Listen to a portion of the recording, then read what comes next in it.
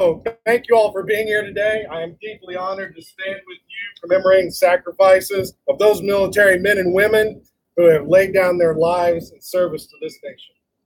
I'd like to take a moment to acknowledge any who have lost a loved one in the line of duty of this country.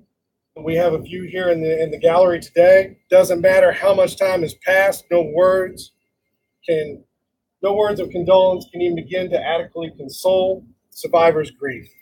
And while grief and loss may change throughout the years, it never leaves us. On every last Monday in May, we find ourselves reflecting on these men and women who so bravely risked life and limb in face of grave danger. We remember those that left the comforts of home to fight for us on our freedom, but never return. To one day trade the title of soldier, sailor, airman, Coast Guard, or Marine for veteran. We mourn our brothers and sisters in arms the day they left us, and we mourn them now. The men and women who have given their lives in service to this nation are indisputably heroes. When their country called, they answered. Some volunteered, some were voluntold, but no matter how they found their way in the ranks of the military, each took it upon himself or herself to serve faithfully and to their fullest. This is commendable in a nation where so few among our citizens have donned the uniform and accepted the inherent risk, and this alone makes them heroes worthy of remembrance. For some of our veterans, we are unable to pay our respects at a final resting place. There are still more than 82,000 military personnel missing in action from every conflict since World War II. We will never forget them, and we will never stop looking for them. This past August, the ill-fated USS Indianapolis was finally discovered, more than 70 years after being torpedoed by a Japanese submarine. On July 30th, 1945, the ship sunk on just 12 minutes of time. Of the 1,195 crew members on board, approximately 300 went down with the cruiser immediately. The remaining sailors and Marines faced exposure, dehydration, saltwater poisoning, delirium, shark attacks, all this while floating in the Philippine Sea with a few lifeboats for preservers, food, or water. The Navy didn't learn of the sinking until the survivors were spotted 4 days later by a flight crew out on routine patrol. As a result, there were only 316 survivors of this incident. The family of those lost on board the USS Indianapolis received a small sense of closure, though, that year, but they are still part of a club that no one asked to join. While service members and their families understand and accept the risk that they are taking by volunteering to serve our great nation, nothing can fully prepare a survivor for that knock on the door. It isn't just a war at sea, in the air, or on boots, or on the grounds thousands of miles away where we've lost service members. I think it important to never forget the profession of arms is a dangerous one. Just last month, 3 aviation crashes in 3 different states resulted in 7 fatalities, 4 Marines, 2 soldiers, and an Air Force Thunderbird pilot. I know that each of you understands that there is more than a passing news headline involving military personnel. This is a tragic loss of life, and we honor the following lives cut short in service.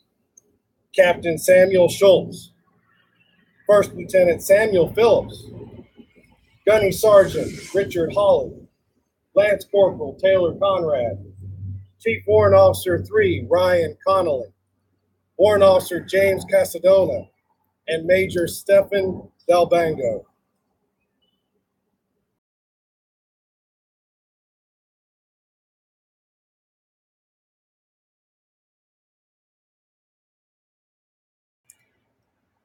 And that in their actions they still alive in our memories every day and in our hearts.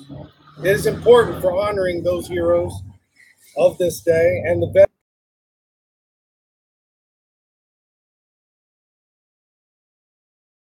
to recognize veterans in conjunction with the 50th anniversary of the Vietnam War.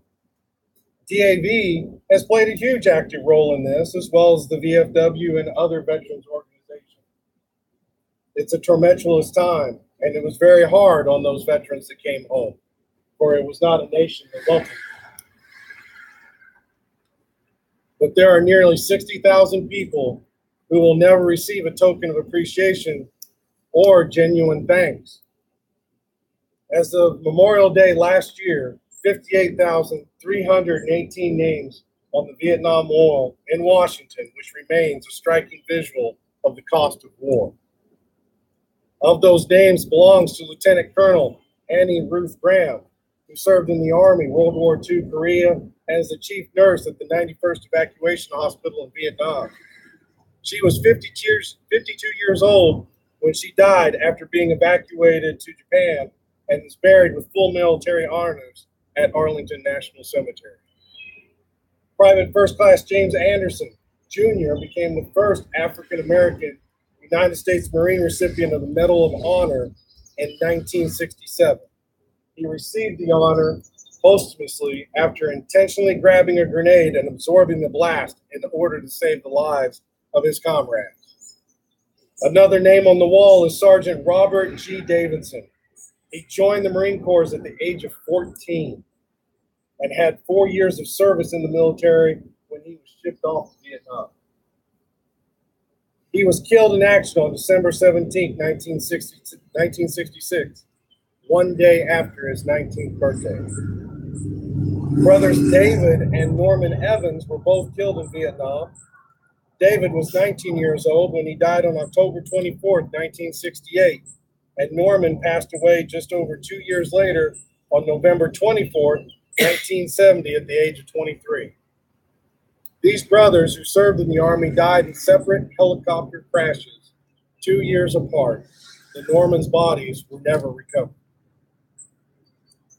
We also take a moment today to honor Seaman Tony Johnson, aka Skip, United States Navy SEAL, just this December 4th, 2017. Ray Hayes, Vietnam. I do not have the rank, I'm sorry. Seaman David DJ Pelter. Airman, First Class, Dawson Waters, Pilot, United States Army Air Corps. Mark Wheeler, United States Air Force. Of the 1 million+ men and women who have died in America's military service, the vast majority are everyday heroes. They are brothers and sisters who fought alongside us, who have left unfillable holes in our families, communities, and the hearts across our country. Their friendships and their bravery and their commitment to duty will never be lost. John F. Kennedy, a Navy veteran of World War II and a Purple Heart recipient, once said, "As we express our gratitude, we must never forget that the highest appreciation is not to utter words, but to live by them." The 35th President of the United States charged us to take our appreciation a step further with action. There is no more relevant time to embrace this quote than on Memorial Day. I would ask as you leave here and go about the rest of your day to keep the fallen in your minds and the families and friends in your heart. For this immense collective sacrifices that have helped us in our country safe and free. And as long as we continue to honor them with our actions and remember their sacrifices, they will never be forgotten. Detail, post.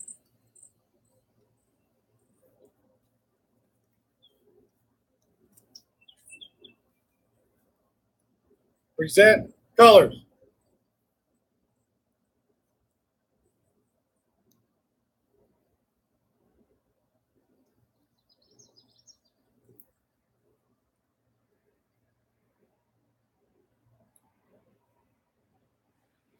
As most of you know, when we see the news and everything else, people are always talking about their rights, protesting, the burning of the flag, all these other things that go on, which really, It's not even on our radar.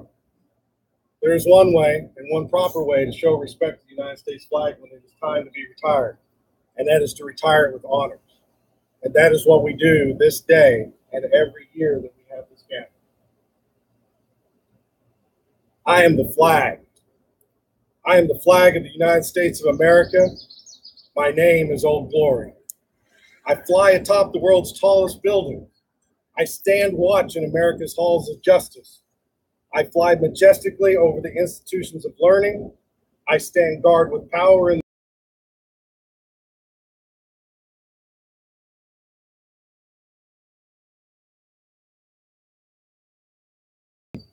and justice. I stand for freedom. I am confident. I am arrogant. I am proud. When I am flown with my fellow banners, my head is a little higher. I bow to no one. I am recognized all over the world. I am worshipped. I am saluted. I am loved. I am revered. I am respected. And I am feared. I have fought in every single battle of every war for more than 200 years. I was flown in Valley Forge, Gettysburg, Shiloh. I was there at San Juan Hill in the trenches of France, in the Argonne Forest, Anzio, Rome, and on the beaches of Normandy. Guam, Okinawa, Korea, Vietnam, Desert Shield, Desert Storm, Operation Iraqi Freedom, Operation Enduring Freedom, Afghanistan, and Operation New Dawn all know me. I was there. I've led my troops.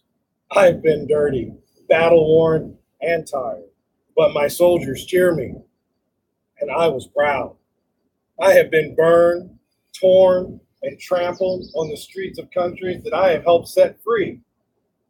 It does not hurt, for I am invincible. I have been soiled upon, burned, torn, and trampled on the streets of my own country, when it is by those that I have served in battle.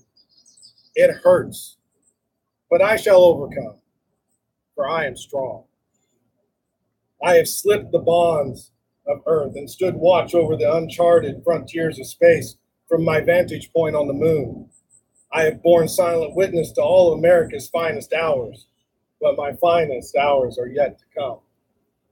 When I am torn into stripes and used as bandages for my wounded comrades on the battlefield, when I am flown at half staff to honor a soldier, or when I lie in the arms of a grieving parent at the grave of their fallen son or daughter, I am proud. My name is Old Glory. Long may I wait. Detail. Chart.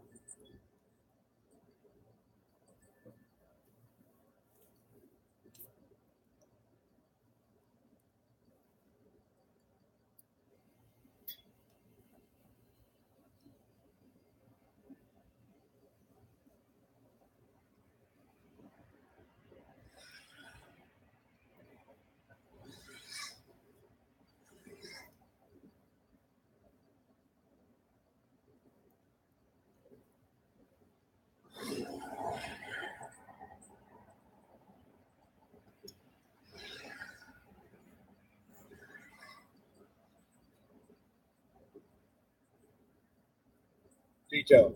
Recover.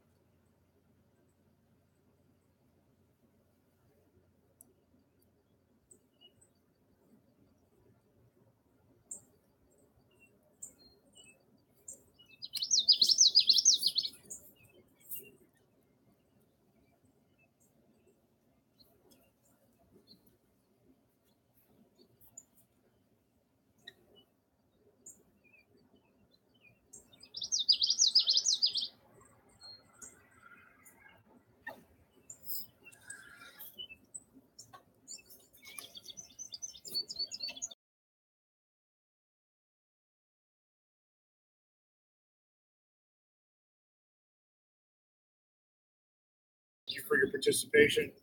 Thank you for your time and remembrance.